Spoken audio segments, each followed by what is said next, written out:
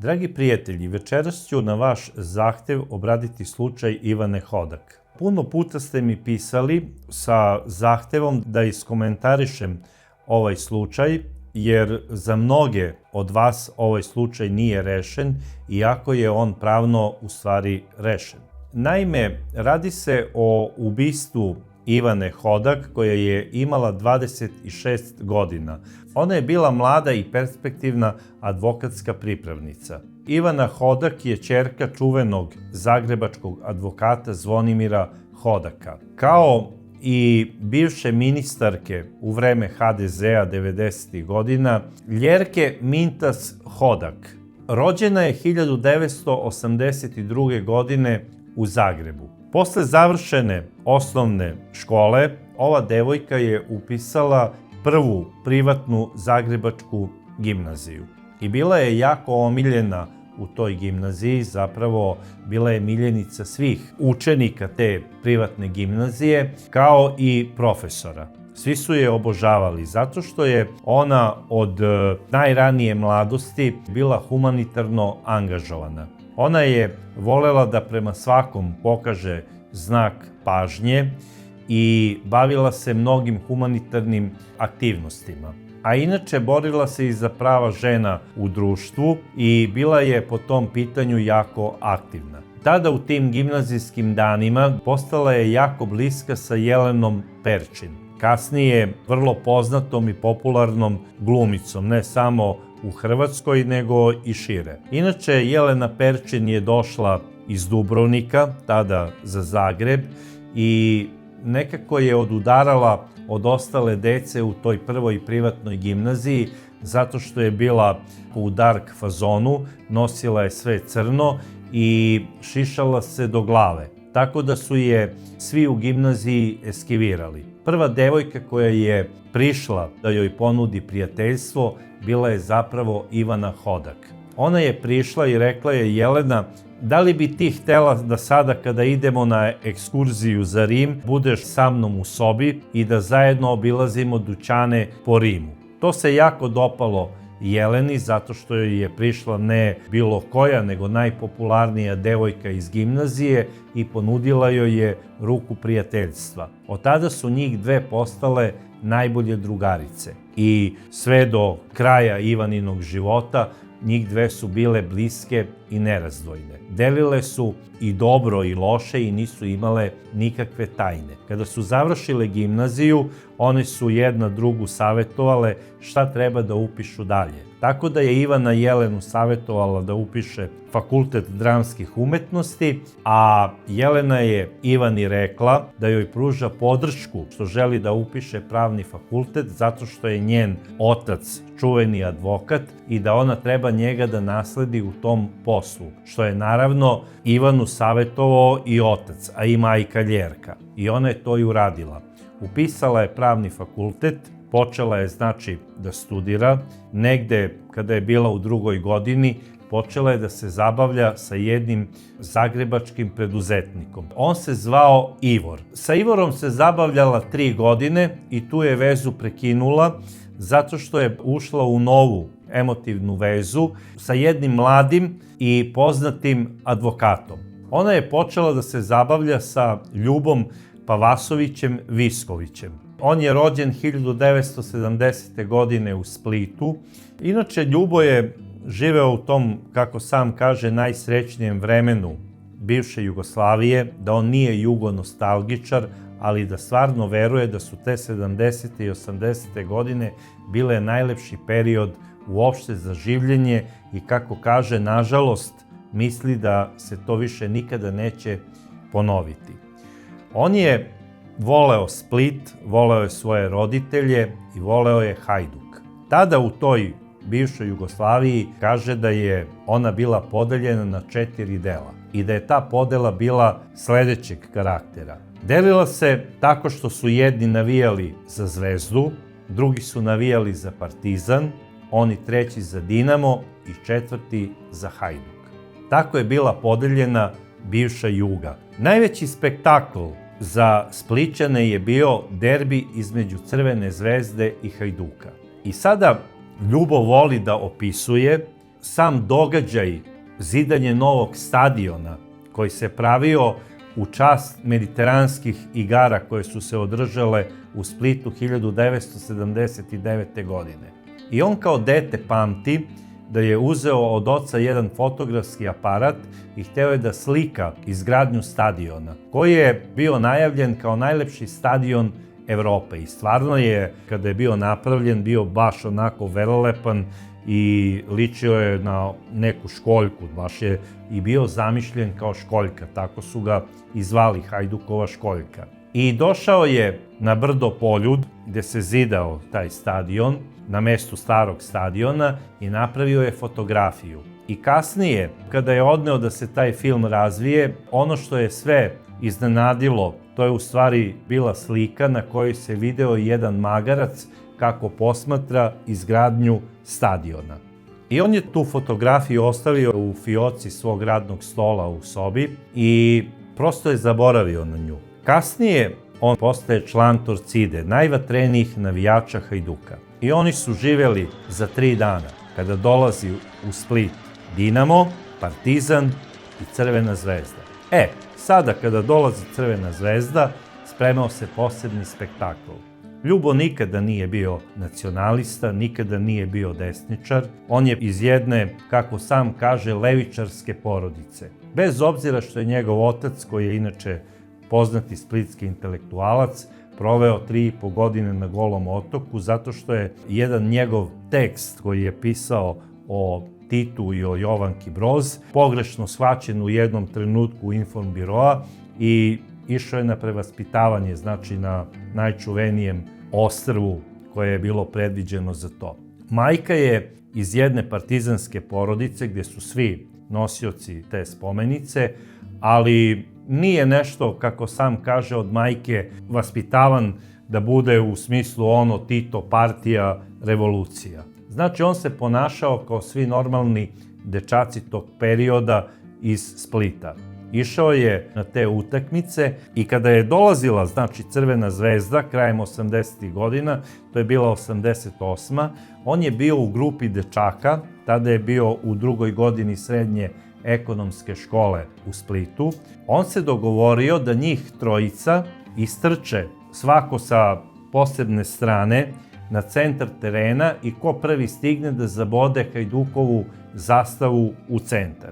I oni su, kada je počelo drugo poluvreme, to i pokušali i Ljubo i jedan njegov drug nisu imali sreću, natrčali su na kordon policije i oni su ih tu dobro premlatili. Onaj treći je otrčao do terena, zaboje zastavu u centar, naravno bio je prekid utakmice, kasnije je Hajduk zbog toga kažnjen, a bilo je čak reči da se Hajduku oduzme nekoliko bodova i na taj način su ugrozili opstanak Hajduka u najelitnijem takmičenju tadašnje SFRJ.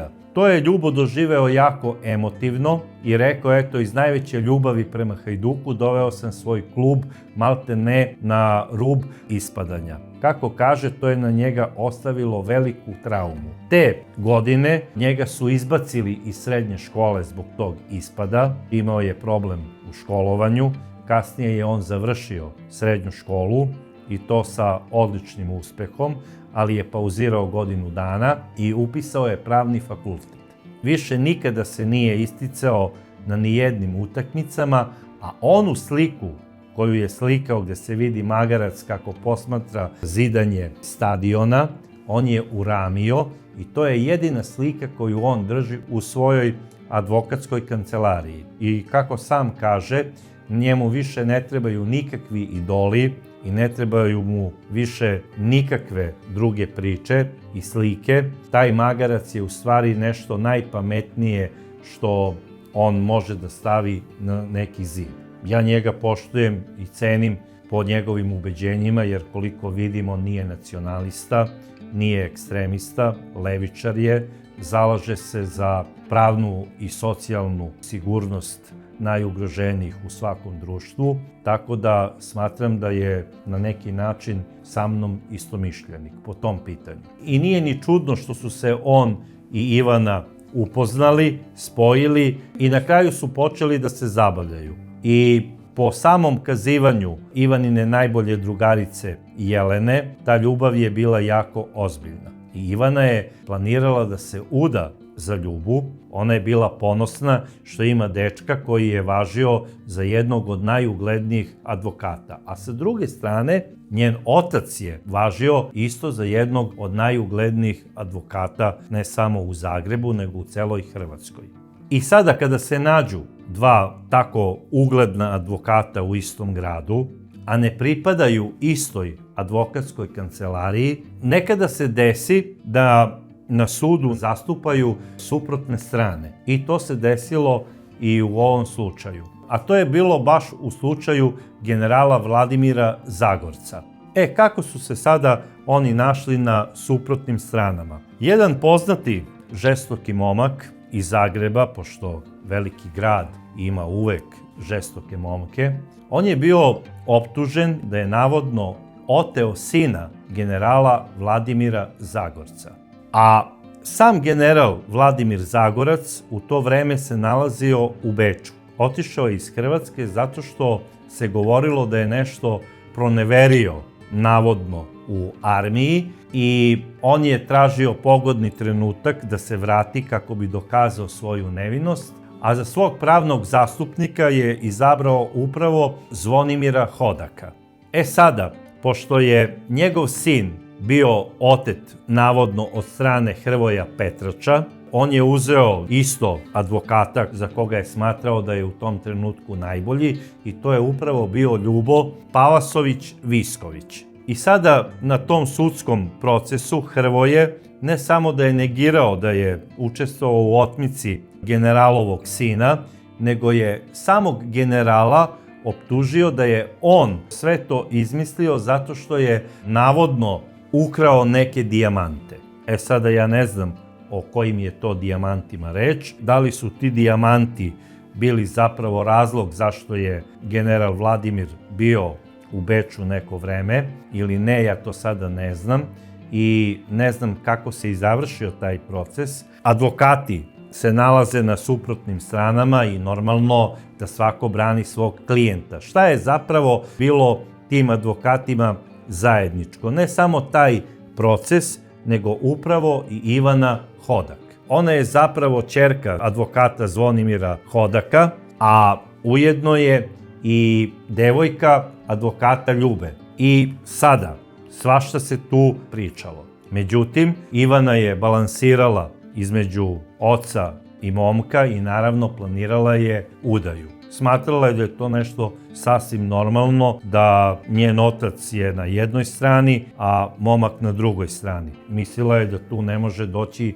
do nikakvih sukoba, ko što i nije dolazilo. Pošto je to bio slučaj koji je, boga mi, dosta bio praćen od strane hrvatske štampe, a zašto?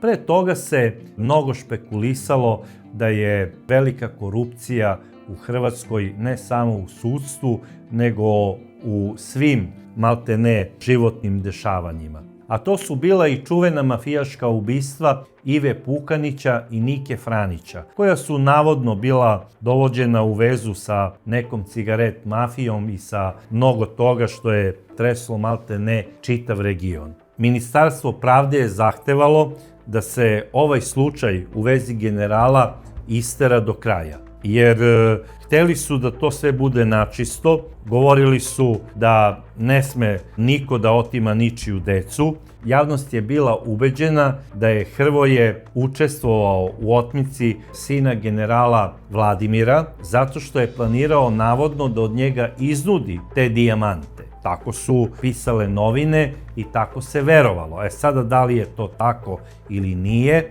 na kraju je sud dokazao nešto sasvim drugo. I dok je sve to nekako trajalo, Ivana je odrađivala svoj pripravnički staž u kancelariji svoga oca, a ujedno se i zabavljala sa svojim dečkom Ljubom, koji je imao svoju kancelariju i za koga se već u to vreme govorilo da je čovek koji može da završi sve stvari u Zagrebu.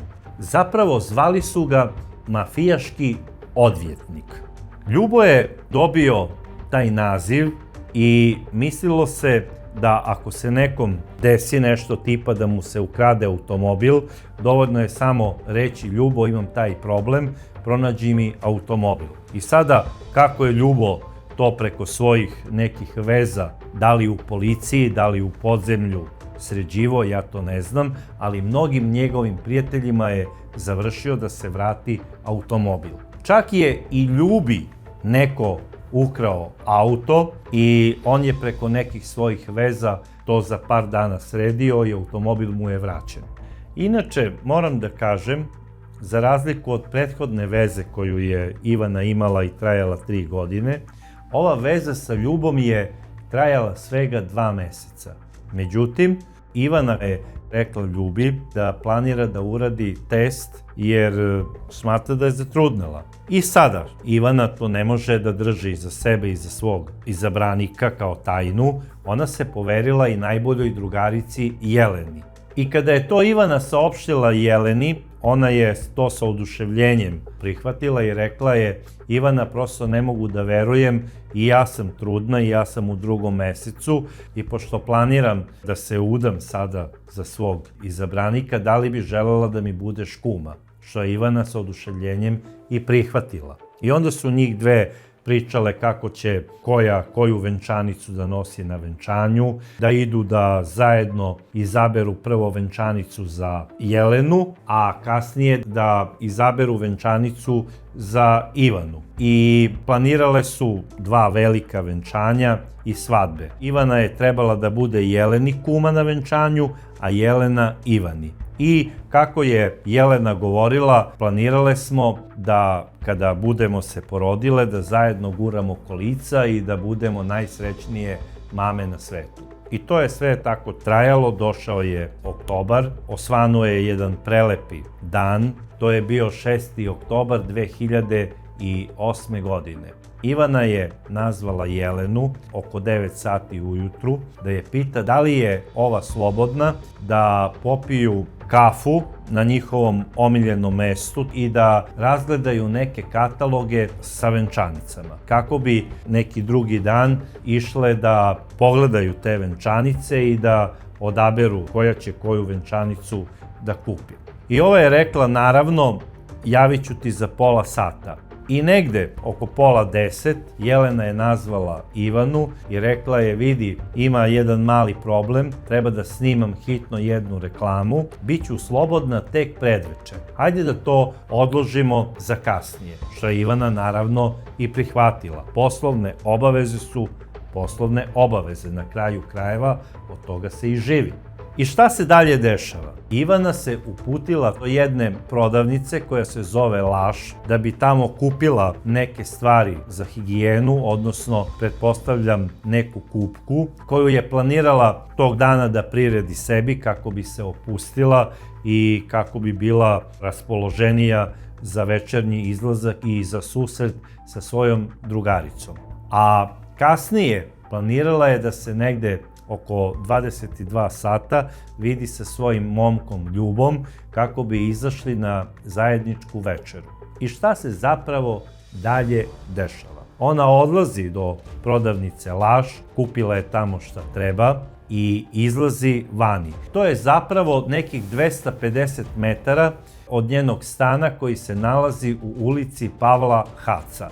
I ona se onako laganim korakom uputila ka svom stanu, došla je do zgrade gde živi, ušla je unutra u haustor kako bi se popela u stepenište do ulaznih vrata i tu na stepeništu je pala. A pala je zato što je bila pogođena sa 2 metka u potilje. I onda sam sletila dolje, klekla pokraj nje i pokušala je dati umjetno disanje i vikala i ona je disala i pomicala se, ali više nije bilo zapravo. Ona je dosta dugo još disala, već kad je došla, možda pol minute prije nek je došla policija i prva pomoć i ona je izdahnula. To je tačno bilo u 11 časova 6. oktobra 2008. godine. Ivana Hodak bila je likvidirana na jedan mafijaški način. Klasična egzekucija. To je malte ne neki nacistički sistem ubijanja sa metkom u potiljak. To je nešto najmonstruoznije što može da se nekome desi, pogotovo kada se radi o mladoj ženi. Posle ubistva kamere su zabeležile navodno da je istrčao neko koji je bio u nekoj vinjakni sive boje ili možda bledo-zelene, imao je kapuljaču na glavi, trčao je i po brzini trčanja i po izgledu tela neko od stručnjaka, pretpostavljam iz MUP-a, došao je do zaključka da se radi o muškarcu koji je star oko 30 godina. I ovo ubistvo ne samo da je odjeknulo u Zagrebu, nego se za njega čulo u čitavom regionu. Nastao je pravi haos. Premijer Ivo Sanader odmah je telefonom pozvao hitno ministra unutrašnjih poslova i direktora policije da se vrate sa međunarodnog simpozijuma hitno za Zagreb. Odmah je sazvao hitnu sednicu vlade i zbog ovog, kako je sam premijer rekao, mafijaškog ubistva, smenio je ministra policije, direktora policije, načelnika policije grada Zagreba, upravnika kriminalističke policije. Također je smenio i ministra pravde. Nastala je prava politička kriza, a sam premijer je na vanrednoj sednici objavio rat mafiji. Rekao je da Zagreb neće biti mafijaški poligon gdje će gangsteri trenirati gađanje iz pištolja ili iz drugog oružja tako što će ubijati nevine ljude.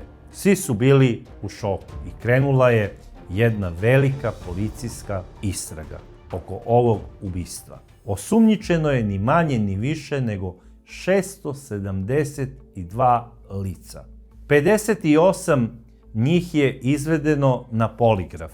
Istraga je išla u jednom smeru koji je ukazivao da se radi o mafijaškoj likvidaciji. Međutim, neki ljudi su govorili da to možda nije mafijaška likvidacija, možda je politička likvidacija. I naravno, premijer je zahtevao da se podhitno pronađe ubica ove mlade devojke. Šta se zapravo dešava? Mnogi su ovo doveli u vezu sa onim suđenjem koje sam spomenuo oko generala Vladimira i oko kontraverznog biznismena Hrvoja. Čak je Ivanin otac Zvonimir javno optužio Hrvoja da on stoji kao naručilac iza ovog ubistva. I sada dok je trajalo to prepucavanje, odrađena je obdukcija, utvrdilo se da je devojka ubijena iz oružja kalibra 7.65 sa 2 metka u potiljak, da je jedan od metaka prošao kroz njenu glavu i mozak, a drugi je ostao u glavi, odnosno u mozgu. Također je utvrđeno prilikom uviđaja da se na licu mesta i nalaze 2 čaure od oružja kalibra 7.65. Policiji je to bilo čudno, jer kada se radi o mafijaškim ubistvima, mafijaši to odrade tako da ne ostaju čaure iza njih. Zato što je svaka čaura potpis, malte ne kao otisak prstiju. I delovalo im je da je to ipak uradio neki amater. Međutim, mašta radi svašta, svi su govorili razne teorije zavere. Čak su govorili da je isti potpis onoga koji je ubio zapravo i Ivu Pukanića. Znači, nije bilo rešenja za ovaj slučaj. Međutim, svi su bili ubeđeni, i javnost, a i sami roditelji, kao i prijatelji Ivane Hodak, da iza njenog ubistva stoji neka moćna organizacija ili ekipa. E sada, šta je u stvari bio motiv ovakvih pretpostavki? Svi su mislili da je u pitanju neki sukob interesa. Neki su čak išli dotle da je navodno Zvonimir Hodak nenamerno, možda na nekom porodičnom ručku, izneo neku informaciju koja je vezana za nekog njegovog klijenta. I da je Ivana Hodak mogla tu informaciju da prenese suprotnoj strani, odnosno Hrvoju preko svog dečka Ljube, koji ga zastupa. I da su navodno hteli eliminacijom Ivane da otklone opasnost da neka važna vest dođe do Hrvoja. Sada, Zvonimir je izneo neku svoju pretpostavku da iza ove likvidacije njegove ćerke stoji najverovatnije Hrvoje Petrač, zato što Ivana Hodak nije htela da sarađuje sa njegovim advokatom, odnosno sa svojim momkom Ljubom, u smislu prenosa nekih važnih informacija. Ubojstvo moje kćeri je poruka. Ubojstvo mene nije poruka. Ubivši odvjetnika Vladimira Zagorca napravili su to da će Vladimir Zagorac morat odmah uzeti drugog odvjetnika. Ako ubiju njega i trećeg i tako dalje, to je malo apstraktno, ali na taj način razmišljano. Ubivši moju kćer, poslali su poruku meni, poslali su poruku Vladimiru Zagorcu, koji ima 3 djece u Beču i suprugu. Tako je tu poruku, moram sad javno reći pred ovim vijećem, shvatio Vladimir Zagorac. On je to shvatio kao poruku. I njegovoj obitelji, i njemu, i meni. I sada dok je trajalo nagađanje da li je Ivanu Hodak ubila mafija, neka mafijaška organizacija, ili možda vojna bezbednost, prošlo je nekoliko meseci. Ispitano je mnogo ljudi.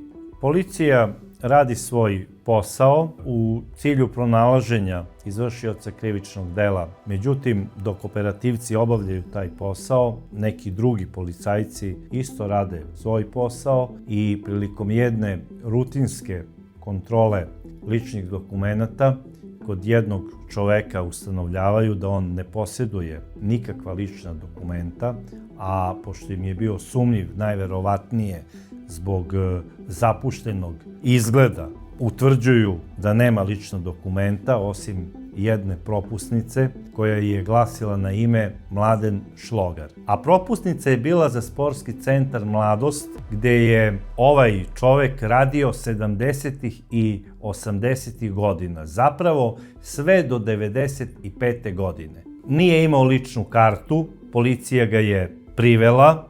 On je rekao da živi na jednom napuštenom seniku u gradu Zaprešiću, koji se nalazi 20 km od Zagreba. I policija je otišla tamo da utvrdi da li se ovaj čovek stvarno nalazi tamo. I kada su došli, pretresli su njegove stvari, a u jednom delu senika pronađen je i pištolj marke Beretta kalibra 7,65 mm.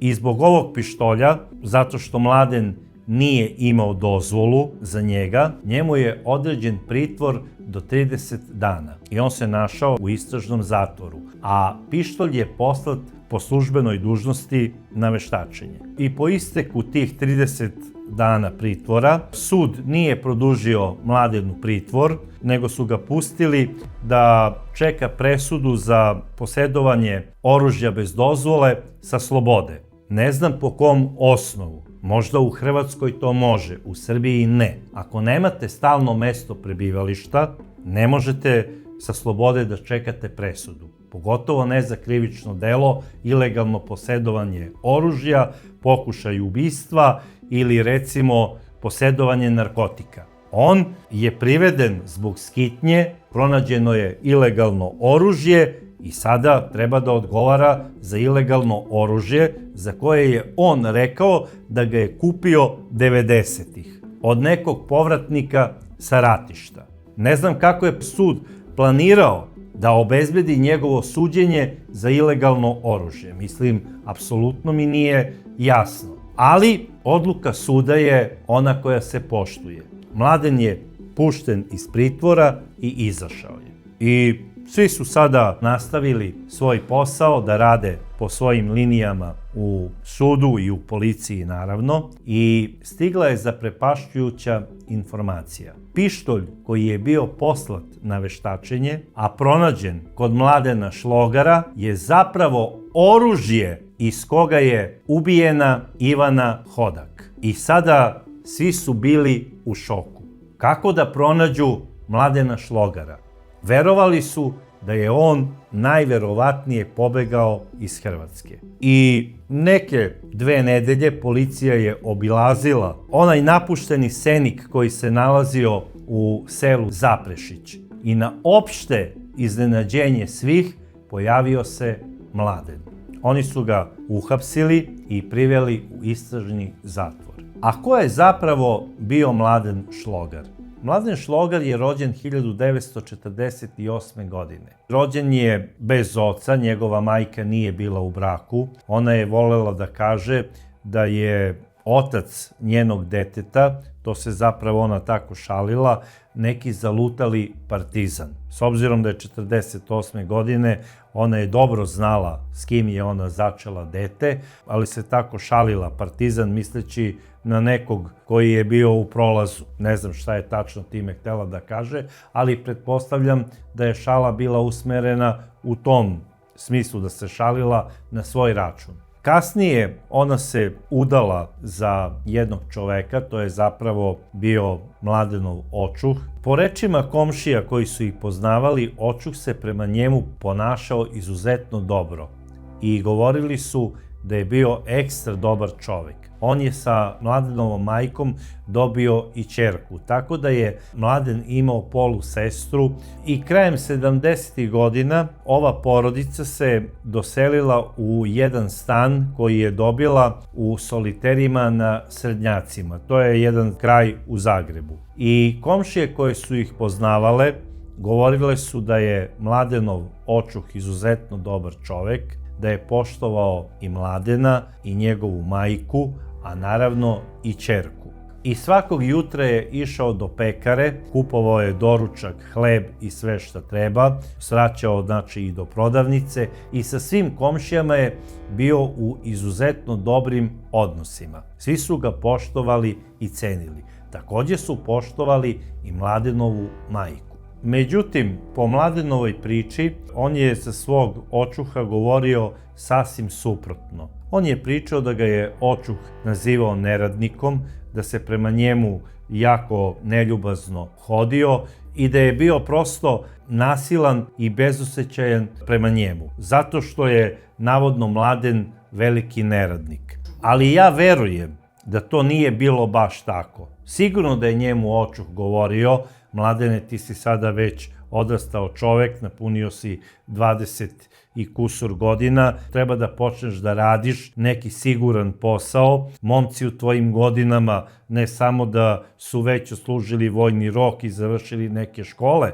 nego se žene i zasnivaju svoje porodice i izdržavaju ih. Međutim, Mladen, koji je bio patološki vezan za majku, kada bi se desio ovakav razgovor između očuha i njega, on bi maltene onako poluuplakan odlazio kod majke i govorio bi kako ga očuh maltretira, kako ga tera da radi i tražio je od majke zaštitu. Maltene krio se iza njene suknje i bio je ljubomoran na svoju sestru. Hteo je ono da bude sin koji je u centru pažnje. Ja verujem da je Mladen Šlogar bio u nekom spektru autizma, nekog blagog vida autizma, jer njegovo ponašanje za njegove godine, koje su sada ozbiljne, maltene je ponašanje jednog deteta.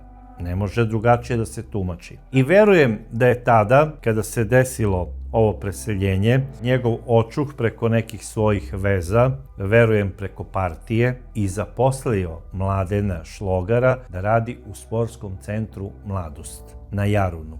Zašto? Zato što tada u ovim sportskim centrima niste mogli da radite ako nemate neku dobru vezu. A Mladenov očuh je očigledno imao neku partijsku vezu, možda iz nekih partizanskih dana ili možda iz kasnijih partijskih veza preko komiteta. On je svog pastorka zaposlio u sportskom centru Mladost, gde je ovaj radio na održavanju teniskih terena. I naravno, zaposlivši se tamo, Mladen je poželeo odjednom da i on nauči da igra tenis. I naravno, ljudi su ga tamo i prihvatili u smislu da igraju sa njim tenis i da ga uče tom sportu, što je ovom izuzetno dobro i išlo. Tako da je on u jednom trenutku malte ne postao omiljen u društvu ljudi koji su dolazili tu da se rekreiraju. A to su bili ljudi koji su uglavnom iz tog partijskog sveta ili su bili rukovodioci nekih velikih firmi u Zagrebu. U stvari zna se ko je u tom periodu krajem 70. i početkom 80. igrao tenis. Znači, nije pripadao običnoj radničkoj klasi. Sada, Mladen Šlogar, pored tenisa, bio je vrhunski šahista. I svi koji su dolazili tamo na Jarunu, u sportski centar Mladost, oni su voleli da se oprobaju sa njim, da odigraju koju partiju šaha i ako pobede Mladena, govorili su, eto, uspeli smo da ga pobedimo. Bilo je malo tih koji su mogli s njim da igraju šah. Sada, u današnje vreme, ugledni advokati, lekari, glumci i neki uspešni poslovni ljudi iz mode igraju golf. Ali u to vreme, 80. godina, u modi je bio tenis. I na sportskom centru Mladost dolazili su mnogi ugledni advokati, lekari, direktori raznih firmi, piloti i neka vojna lica. Tako da je Mladen upoznao mnoge važne ljude iz političkog i društvenog života grada Zagreba 80-ih. Jedan od njih bio je i advokat Zvonimir Hodak. Zvonimir Hodak je tih 80-ih godina dolazio, igrao tenis, a boga mi često je sa Mladenom igrao i šah. Njih dvojica se upoznaju 80-ih godina. Ponekad je naravno Zvonimir dolazio i sa svojom ćerkicom i sa suprugom, da bi se i one rekreirale, da bi naučio ćerkicu kako se igra tenis. Ona je bila doduše tada mala devojčica, imala je svega nekoliko godina, ali ljubav prema sportu se kod deteta razvija od malih nogu i sa decom se znači radi od najranijih godina. I Zvonimir je upravo to i radio sa svojom ćerkicom Ivanom. Tako da je Mladen upoznao Zvonimirove prijatelje i članove porodice, radeći tu. Sada, šta se sve kasnije dešavalo u Mladenovoj glavi? Da li je on zamišljao da je uspešan čovek tako što se druži sa uspešnim ljudima, igra šah i tenis? Ja to sada ne znam, ali u jednom trenutku on je sebe doživeo ne samo njima ravnim, nego kao da je i iznad njih. Godine prolaze, Mladen radi i 90. godine umire Mladenov očuh. On u stanu ostaje da živi sa majkom i sa polusestrom, koja se ubrzo udaje i odlazi da živi u Zaprešiću. To je znači 20 km gradić od Zagreba. I sada Mladen sa majkom živi, počinje da se organizuje u smislu, eto, ostali smo sami, slobodni smo, bez obzira što je to bio veliki stan. Njegovo ponašanje postaje čudno. On postaje hipohondar, stalno vodi kao računa o sebi da mu se nešto ne desi, plaši se čim dobije neku bubuljicu, da je, ne daj Bože, dobio rak ili nešto tako, odlazi odmah kod lekara, otvara bolovanje, stalno se žali da ima te problem sa srcem, te da ga muči nešto u plućima, da tamo na poslu gde radi izložen je teškim fizičkim poslovima, zato što mora da ravna one terene za igranje tenisa, odnosno onu crvenu šljaku. Zatim priča kako su mu otkazali zglobovi zbog toga, ima išijas, reumu, otkazali su mu i neki delovi mišića na kičmi, tako da ima problem sa hodom. Čim čuje da je neko dobio neku bolest od tih ljudi koji dođu tamo da bi se rekreirali, odmah istog dana Mladen je odlazio kod lekara da se žali da je i on dobio te simptome. Čovek je postao neverovatan, a njega je jedino moglo da trpi zapravo njegova rođena majka. Mladen se uopšte nije ni ženio. Čak se ni ne zna da li je on ikada imao neku ozbiljnu vezu u smislu devojke ili tako nešto. Ja mislim da nije. Bez obzira što nije bio ružan čovek, on je bio sportski građen, igrao je dobro tenis. Međutim, ja mislim da je on imao neke ozbiljne zdravstvene probleme u smislu psihe. Tada u to vreme on počinje i da se svađa sa svojim komšinicama. Stalno govori kako ga one maltretiraju u smislu nekih kućnih saveta, da traže od njega ovo ili ono, da mora da očisti kada ulazi u lift ili kada ide stepeništem onu crvenu šljaku koju je ostavio iza sebe, jer nije čistio svoje patike. Zapravo, on je trebao da ima patike samo za posao, a kada krene kući, trebao je da ima neke druge patike ili obuću. I komšinice iz kućnog saveta su bile u pravu. Ja pretpostavljam da su se one žalile i Mladenovoj mami i da ga je ona savjetovala sa najboljim namerama šta treba da radi Mladen. Međutim, on sigurno nije to prihvatio kako treba, čak je najverovatnije i burno reagovao i počeo je već da se svađa stalno sa svojom majkom. Žena koja ga je voljela najviše na svetu, koja je brinula o njemu, sada faktički postaje žrtva svog sina i njegovog maltretiranja. Te svađe su kulminirale 1994. godine, kada je Mladen iz samo njemu znanih razloga od jednog povratnika sa ratišta kupio pištolj marke Beretta 7,65 mm. Zbog tog pištolja on je sa majkom ne samo da je počeo da ima problem u smislu svađe, nego majka nikako nije dozvoljavala da Mladen posjeduje pištolj.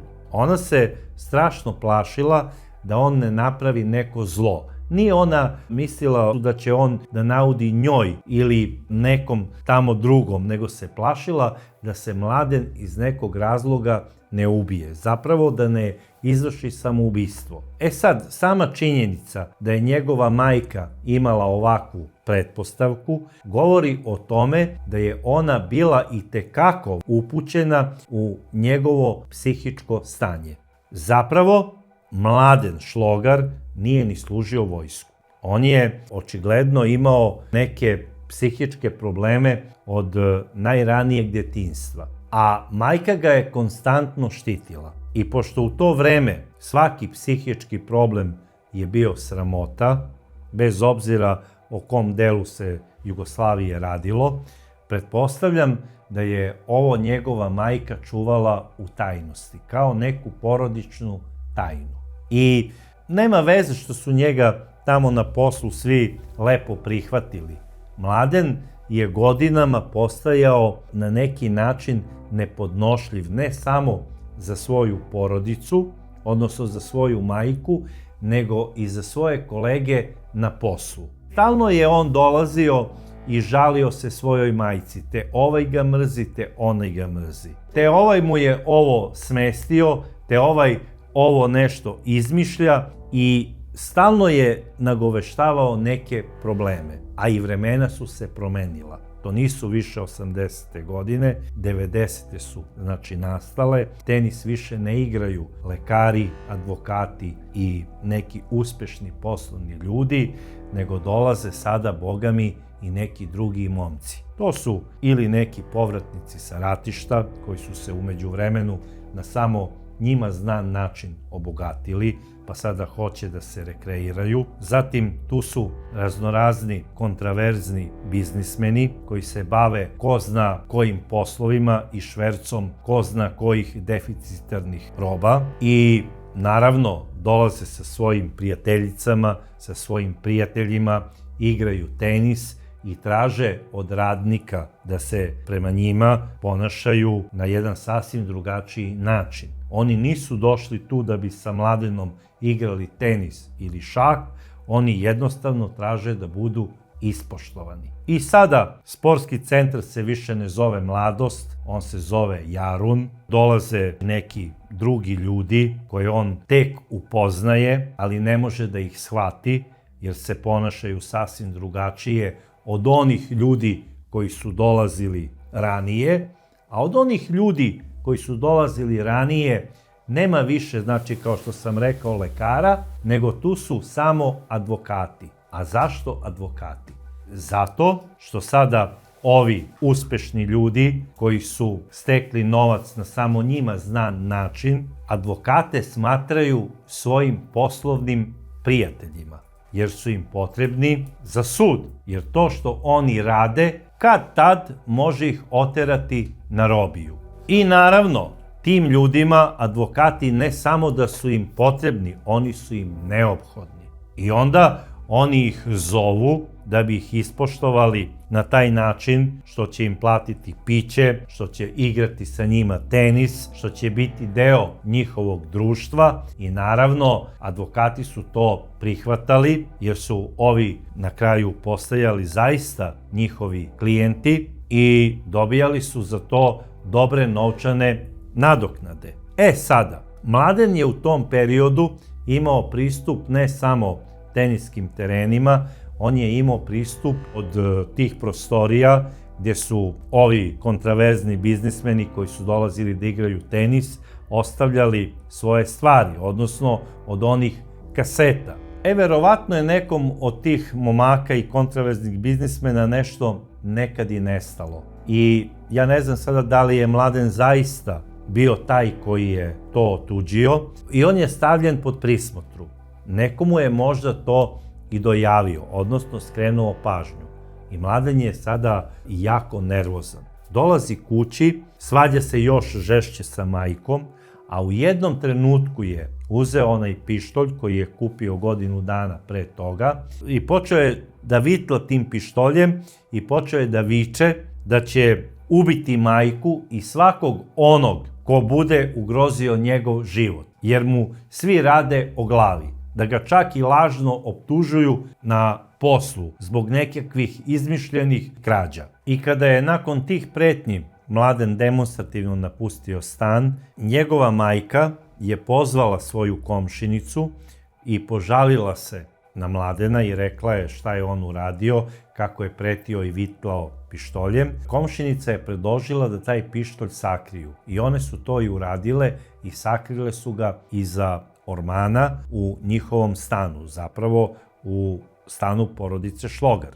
I Mladen neko vreme čak i nije znao gde se pištolj nalazi. U međuvremenu on je nastavio da ide na posao i ja sada ne znam koliko je on i pod kakvom prismotrom bio, ali i dalje su pratili da li on nešto tamo uzima ili pozajmljuje od nekog gosta. U jednom trenutku, dok su sedeli radnici u toj svojoj kantini, odnosno u baru, dok su ispijali kafu, u jednom trenutku Zvonimir Hodak, koji je dobro poznavao Mladena deceniju i više, on je Mladenu naručio sendvič. To je u stvari bila jedna lepinja sa pršutom i sirom. Zvonimir Hodak je ovo najverovatnije uradio iz najboljih namera, zato što je primetio da je Mladen tog dana nešto nervozan, rastrojen, a eto i Zvonimir je hteo da doručkuje sa svojim prijateljima i drugarima. Rekao je konobaru,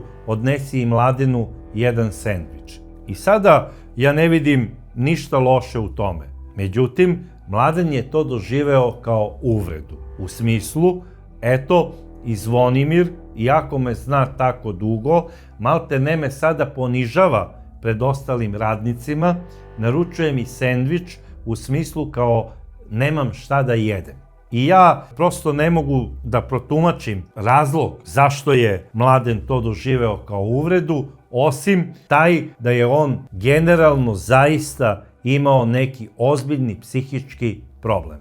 I da uopšte nije mogao da razgraniči kakve su tuđe namere prema njemu, jer Zvonimirov postupak je bio krajnje dobronameran i džentlmenski. Ne lezi vraže, izgleda da se zaista ispostavilo da je Mladen s vremena na vreme pozajmljivao neke stvari od nekih gostiju. Zapravo ne pozajmljivao, nego uzimao. I zbog toga je bio suspendovan 95. godine. Te iste godine kada je svoju majku smestio u dom. Kada je dobio tu suspenziju, to je doživeo kao smak sveta. Naravno, gubitak posla je za svakog veliki udarac. I on je zatražio pomoć od ljudi koje zna. Zapravo, sada se našao u situaciji da mu je potreban advokat. 95. godine Mladen Šlogar je dobio suspenziju, a 96. godine ta suspenzija prelazi u otkaz. I on je sada planirao da tuži sportski centar Jarun kako bi ga u stvari sud vratio na staro radno mesto, odnosno radnika na održavanju sportskog centra.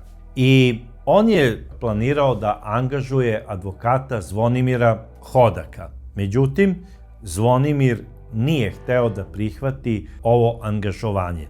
Najverovatnije i iz razloga zato što je bio dobar sa direktorom sportskog centra. Pretpostavljam da je to jedan od razloga. Kada je Zvonimir to saopštio Mladenu da ne želi da ga zastupa u ovom sudskom postupku koji je Mladen planirao, Mladen je to doživeo kao izdaju od starog poznanika. U međuvremenu njegova majka je već bila smeštena u starački dom i Mladen ju je redovno posećivao. Ja pretpostavljam da je on išao redovno da je obilazi kako bi uzimao ostatak penzije, kako bi živeo od toga.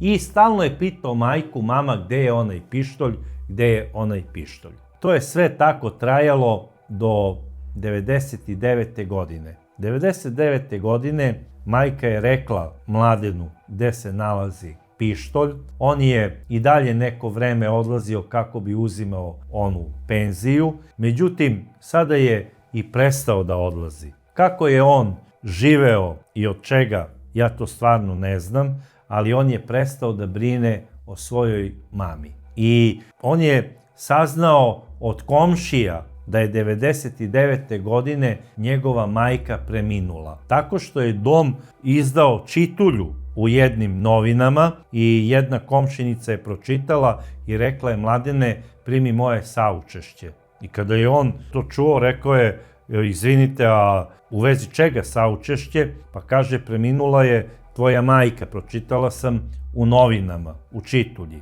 Majka je sahranjena na teret opštine, pošto je bila korisnica doma za stara lica, i Mladen je onako to prihvatio kao nešto najnormalnije. Njegova rođena majka je umrla, žena koja ga je volela najviše na svetu, kao i svaka majka što voli svoje dete.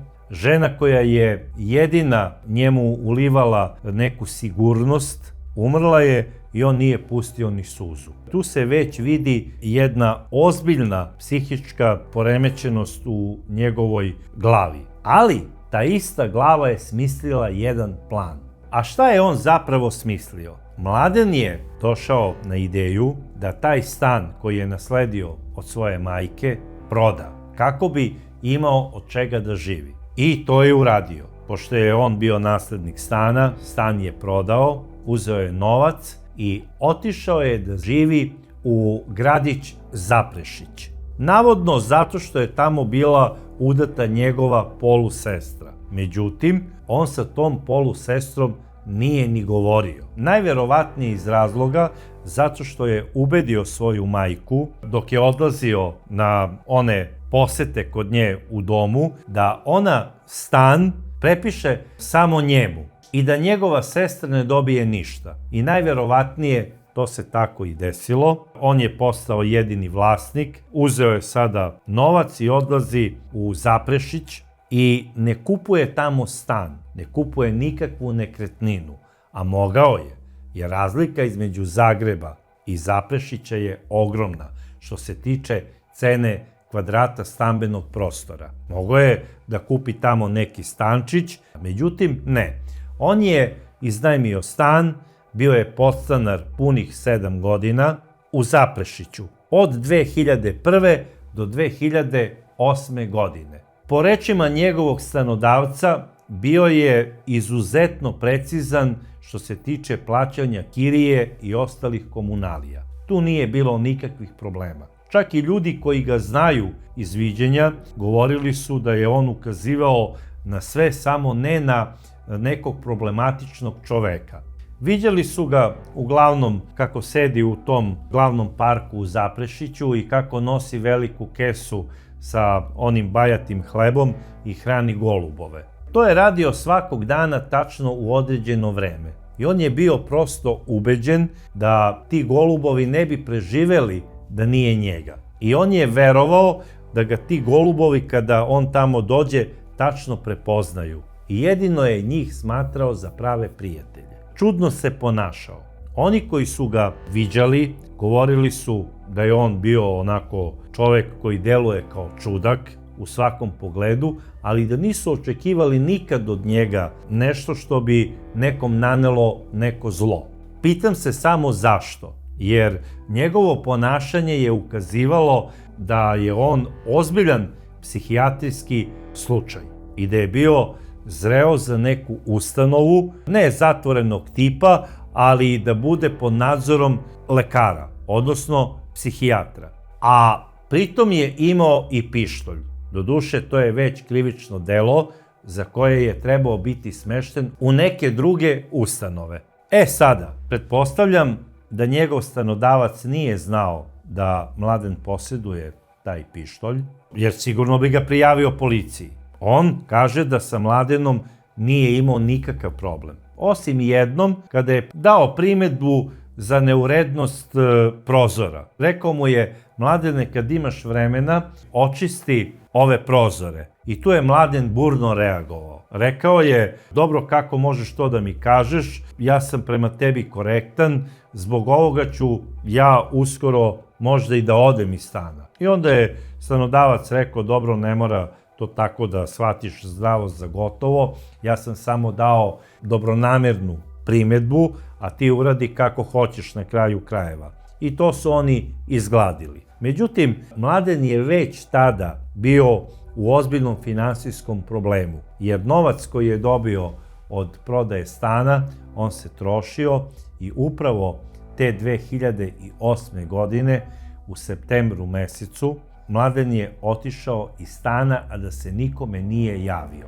Zapravo, kada je stanodavac došao po kiriju, zatekao je otključana vrata i kada je ušao u stan, ključevi od stana su bili na stolu, a Mladenove stvari više nisu bile u stanu.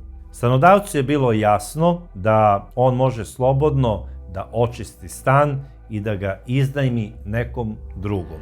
A zapravo Mladen Šlogar nije otišao na kraj sveta, nego samo na kraj ovog grada. Promenio je samo lokaciju i otišao je u jednu napuštenu kuću da živi na jednom napuštenom seniku, koji najverovatnije je imao to seno, pitaj Boga iz kog perioda, to je bilo puno prašine, on je tu spavao, najverovatnije na neki deo svoje garderobe koji je doneo iz stana, i primetio je da mu se po telu pojavljuju neke kraste. Jer, kao što sam već rekao, on je bio rođeni hipohondar i sigurno je pomislio da je dobio HIV ili rak kože, jer te kraste su najverovatnije nastale od one prašine od sena. I sada čovek koji se ne kupa, normalno da dobije te osipe, možda je to alergija bila na prašinu,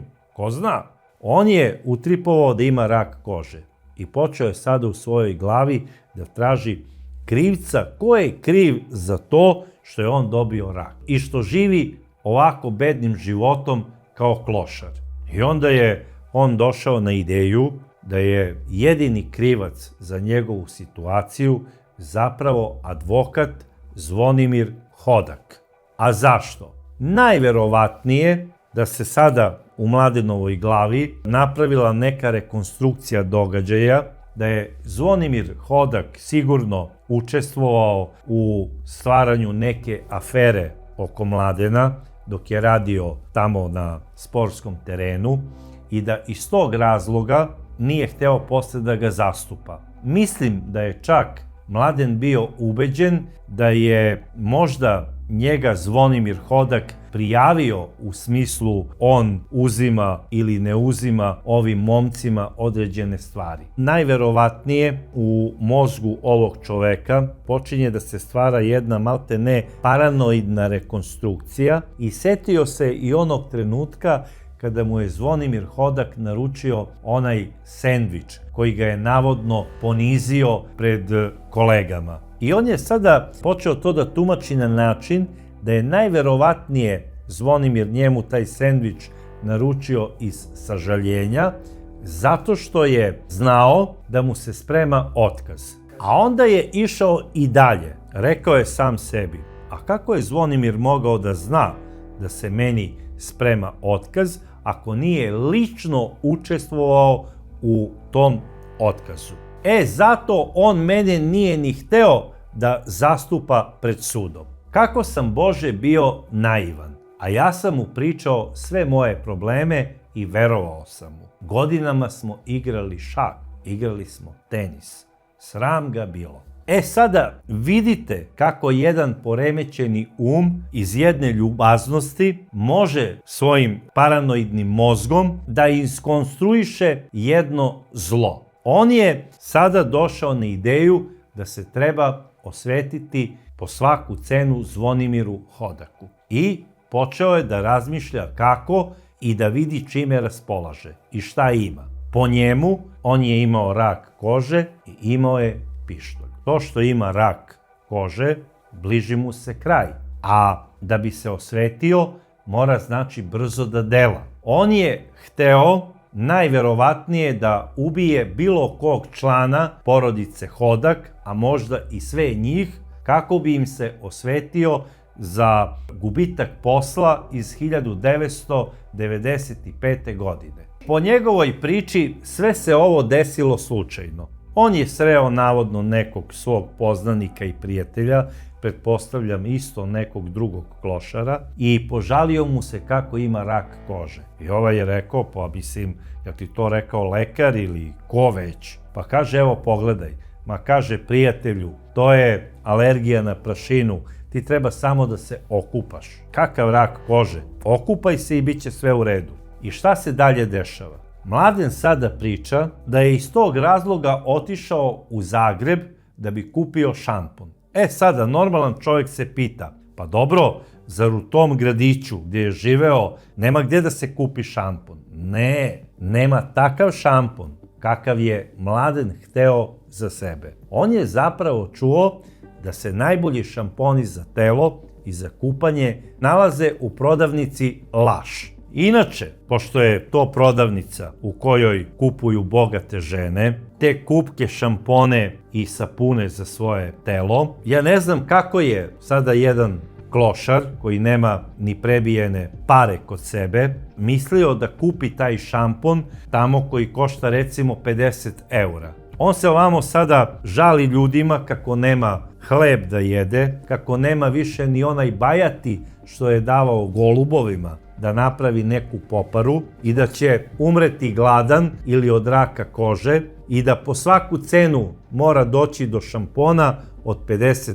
eura. I ni manje ni više, nego nosi sa sobom sada ono što je najvrednije, a to je njegova jakna sive boje koja je sa kapuljačom i nosi pištolj i odlazi za Zagreb da kupi šampon u prodavnici Laš, koja se nalazi u centru Zagreba, 150 metara od centra Ministarstva policije i 250 metara od zgrade u kojoj živi porodica Hodak. Znači, prosto da čovjek ne poveruje. I on sada kaže, odlazi ujutru za Zagreb, dolazi tamo negde oko 15 do 11 ispred prodavnice Laš i tu je slučajno video Ivanu Hodak kako izlazi iz iste prodavnice i kako kreće ka svom stanu. I on je počeo da je prati. I došao je na ideju da je sada trenutak da se osveti Zvonimiru Hodaku tako što će naneti zlo njegovoj kćeri Ivani. I on je, znači, prati. Kada dolazi do ulaznih vrata zgrade, otvara vrata, ulazi, on je odmah ušao za njom i odmah tu, maltene do samog stepeništa, vadi pištolj i puca joj u potiljak. I pokazivanju samog Mladena Šlogara, posle izvršenog krivičnog dela ubistva istrčava iz zgrade, a onda laganim hodom nastavlja preko trga da ide normalno kao i svi ljudi, odlazi na prvi autobus i upućuje se nazad u Zaprešić, na isti onaj Senik, i nastavlja da živi svojim klošarskim životom. I najverovatnije prilikom dolaska na taj Senik u tim svojim stvarima koje je držao, ostavlja, odnosno odlaže i pištolj kojim je izvršio krivično delo ubistva, Ivane Hodak. I prolaze meseci, najverovatnije obitava po Zagrebu da bi se hranio u narodnim kuhinjama ili da bi došao do nekih određenih stvari, možda iz kontejnera ili ne znam odakle, pošto je to ipak veći grad. Zapao je u oko policajcima koji su ga i legitimisali.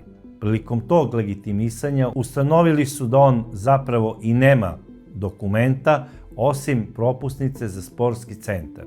Privode ga zbog klošarenja i da bi utvrdili njegov identitet i tačnu vrstu i profil njegovog zanimanja, odnosno da li slučajno ovaj čovek koji se predstavio kao Mladen Šlogar se i ne bavi nekim kriminogenim radnjama, nekim možda krađama ili ko zna već čime. Policija posle obavljenog informativnog razgovora s njim saznaje da je on nastanjen u jednom zapuštenom Seniku u mestu Zaprešić i odvoze ga tamo kako bi utvrdili istinitost ove priče. Malo je sada tu meni prosto neobično i nenormalno sa nekom dozom anomalije da neko ko je izvršio krivično delo ubistva kaže ja živim u tom mestu Zaprešić, na tom Seniku, a zna dobro da mu se tamo nalazi pištolj sa kojim je izvršeno krivično delo. To mi se ne uklapa nikako u priču. Mogao je da kaže ja živim ovde na trgu, spavam tu gde stignem, ostao sam bez stana i eto, klošarim u parku. I kakav problem? Kako bi policija koja ga je zaustavila došla na ideju da odu u Zaprešić da urade pretres tog Senika? Upravo je ovo i razlog zašto mnogi ljudi sumnjaju da je Mladen Šlogar izvršio ovo krivično delo. Ali morate shvatiti, Mladen Šlogar nije normalan čovek. I on zna dobro da se tamo među njegovim stvarima nalazi pištolj. Ali najverovatnije on je došao na ideju da se tamo u tim stvarima nalazi i njegova već davno istekla lična karta sa nekim još dokumentima koje je on posjedovao oko prodaje stana. Takođe se nalazi i ugovor da je on stan prodao za 90.000 maraka i sada on je mislio kada pokaže policajcima staru ličnu kartu, stare papire sa njegovim imenom i prezimenom, onda one neke žalbe koje je imao za disciplinske postupke koje je radio sa svojom radnom organizacijom, oni više neće misliti da je on klošar i otići će. I sada ja ne znam kako je tamo tačno došlo do toga da oni urade pretres kompletno njegovih stvari i prilikom tog pretresa pronalaze pištolj. I sada Mladena Šlogara vraćaju nazad u istražni zatvor zbog ilegalnog posedovanja oružja. I prilikom utvrđivanja porekla pištolja, bez obzira što je Mladen Šlogar rekao da je pištolj kupio 1994. godine u Zagrebu od jednog povratnika sa ratišta, policija je preko centralnog sistema došla do podataka da je taj pištolj ukraden iz stana jedne gospođe u gradu Pula. I sada ne mogu da shvatim rad operativaca koji imaju čoveka za ilegalno posedovanje oružja za koje se utvrđuje da potiče iz krivičnog dela krađe. Umesto da određuju sada pritvor ovom čoveku dok se ne utvrdi da li on slučajno nije uradio i tu krađu u Puli. On je voleo da krade, da se razumemo, zbog toga je izgubio posao. E sada, imamo ilegalni pištolj, Imamo krivičnu prijavu iz Pule da je pištolj ukraden iz stana i ko zna šta je sve još ukradeno u tom stanu. Nije to ukraden samo pištolj. Niko ne ide da obije nečiji stan da bi ukrao pištolj, nego je tu najverovatnije došlo do krađe nekog novca, nakita, ko zna čega. Oni Mladenu Šlogaru određuju 30 dana pritvora zbog ilegalnog posedovanja oružja. Pištolj se šalje na veštačenje, da slučajno nije izvršeno neko krivično delo sa tim oružjem. Mladen je mesec dana u zatvoru, ima uredno da doručkuje, ruča, večera, da spava, da se okupa. I gle čuda, kraste nestaju. Zašto nestaju? Pa zato što nisu nastale kao posljedica raka, nego kao posljedica nehigijene. I u zatvoru se sada on izlečio. I ne samo da se izlečio, nego postaje ponovo čovek koji je u sportskoj formi, kao nekada. I njemu je lepo. On bi tamo da ostane što duže. Međutim, sudija i samo njemu znanih razloga ukida Mladenu Šlogaru pritvor zbog ilegalnog posedovanja oružja. I kažu, čekat ćeš trenutak presude sa slobode. Čudim se kako je sud imao nameru da obezbedi čoveka bez stalnog mesta prebivališta za suđenje za ilegalno posedovanje oružja koje je predmet krivičnog dela, kako da ga dovedu i da mu izreknu recimo presudu koja je po hrvatskom zakonu najmanja 6 meseci, tada u tom periodu. Toliko je bila i kod nas tada. Na koji način? Kako da ga sud obezbedi? I dobro, sada neću da ulazim kakva je saradnja policije i sudstva u Hrvatskoj, ali balističari koji su veštačili pištolj došli su do saznanja da je iz tog oružja ubijena Ivana Hodak 6. oktobra 2008. godine. I sada sudstvo je u ozbiljnom problemu. Kako da obezbede i pronađu Mladena Šlogara? Kako da ga uhapse? Jer su svi verovali da je on otišao neznano kud. Da je napustio teritoriju Republike Hrvatske.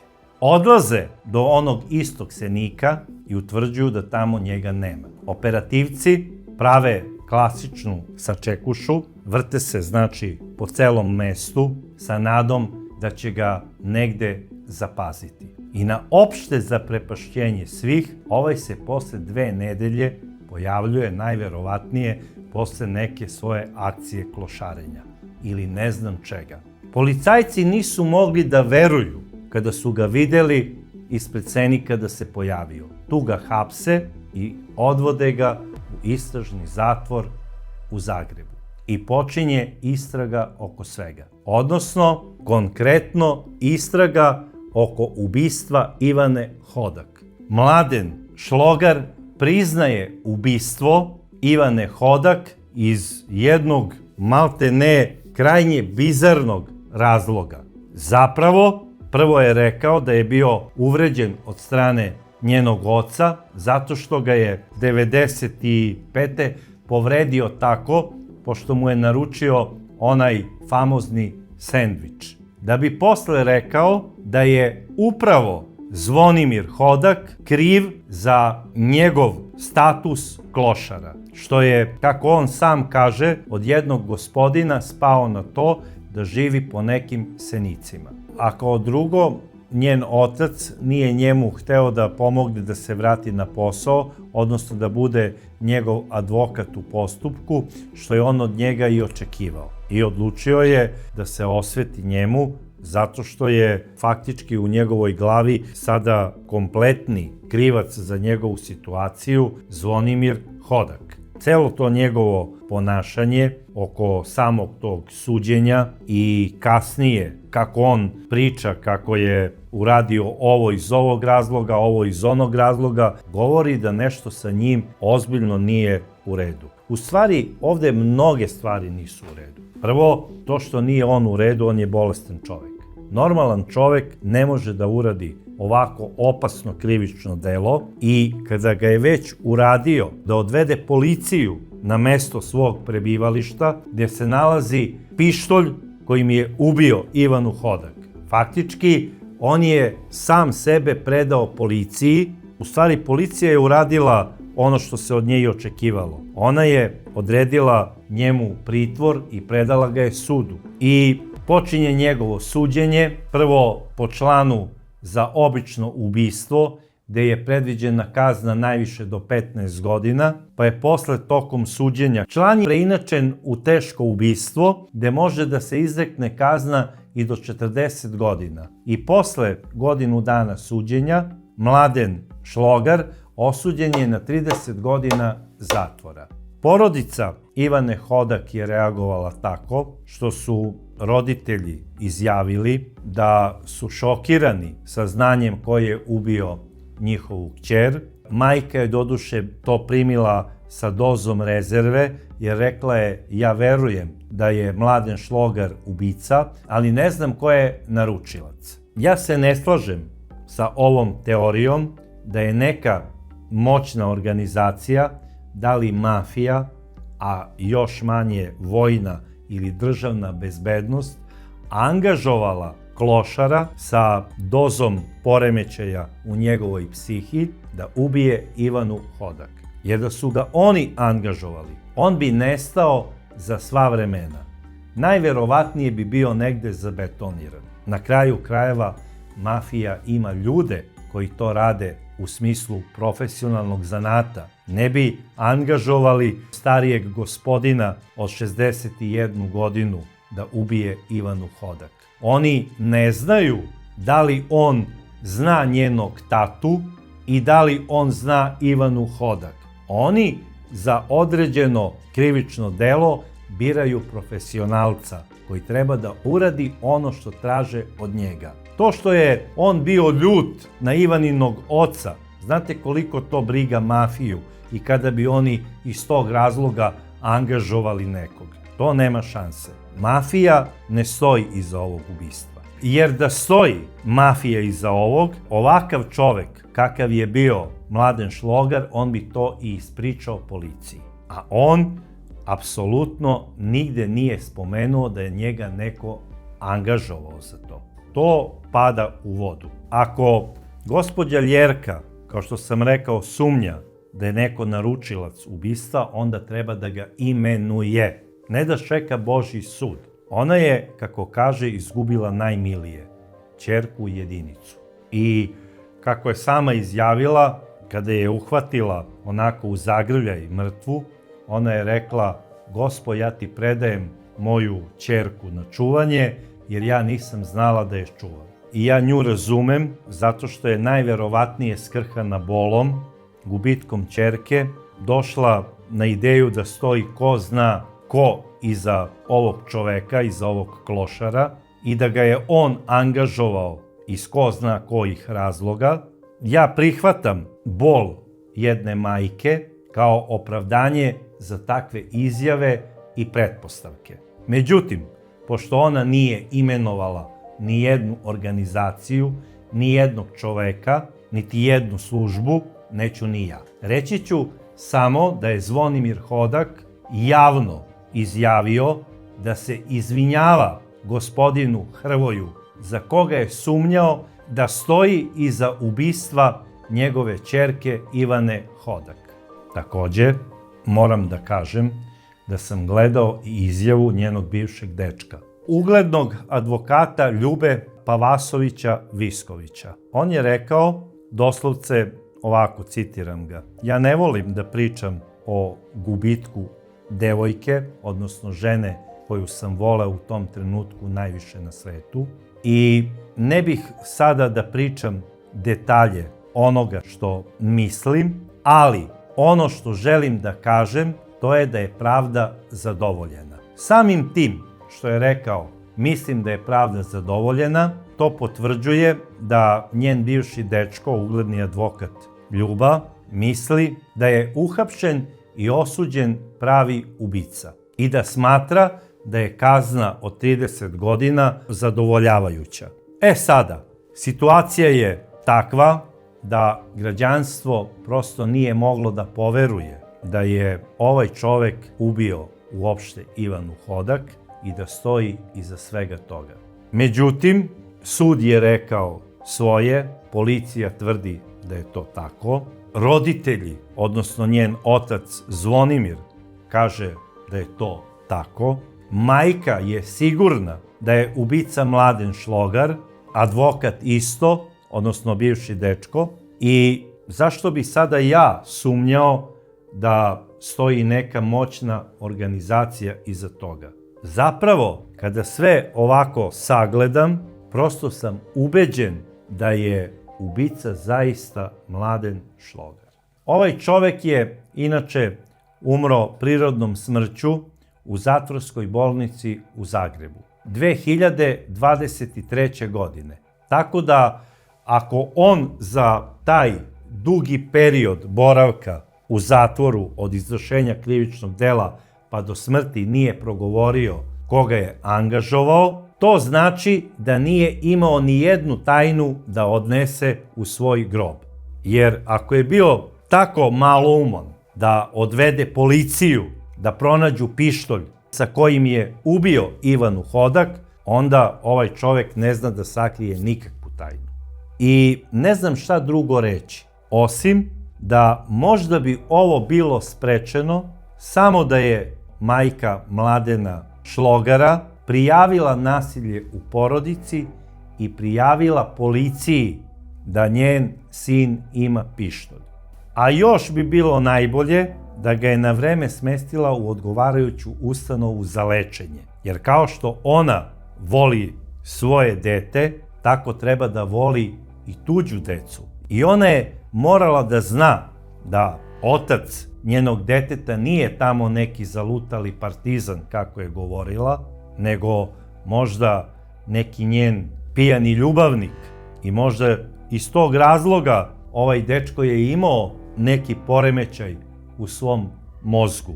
Možda je mogao da dođe i na neku drugu ideju, da napravi neki masakr. Ko zna šta je sve mogao da uradi. I verujem da je situacija kada je ubijena Ivana Hodak bila toliko naelektrisana u gradu Zagrebu u tom periodu, da su svi prosto bili razočarani maltene kada je uhapšen Mladen Šlogar, jer su očekivali velika mafijaška hapšenja. Zato što je upravo u tom periodu ubijen čuveni Ivo Pukanić, a ubrzo posle toga i Niko Franić. I sada u procesu je suđenje jednom generalu, takođe i jednom momku koji je mafijaški bos, tako ga smatraju, i optužuju ga za otmicu i iznudu. I dešava se da na kraju policija dolazi do saznanja da je Ivanu Hodak ubio klošar. Svi su u neverici da je on izvršio ovo krivično delo, ali ja sam prosto ubeđen da je Mladen Šlogar izvršilac ovog teškog krivičnog dela. Ja znam da se mnogi od vas neće složiti sa ovim mojim mišljenjem, ali bih vam dao jedan savjet, dragi prijatelji, da nikad ne pomislite da komšija koji odbija da očisti stepenište ili lift koji je ispravljao za sobom, može da bude normalan čovek. Razmislite o tome. A vaše mišljenje voleo bih da čujem kao i dosad u vašim komentarima u vezi ovog slučaja. A do sledeće čudne priče ja vas pozdravljam.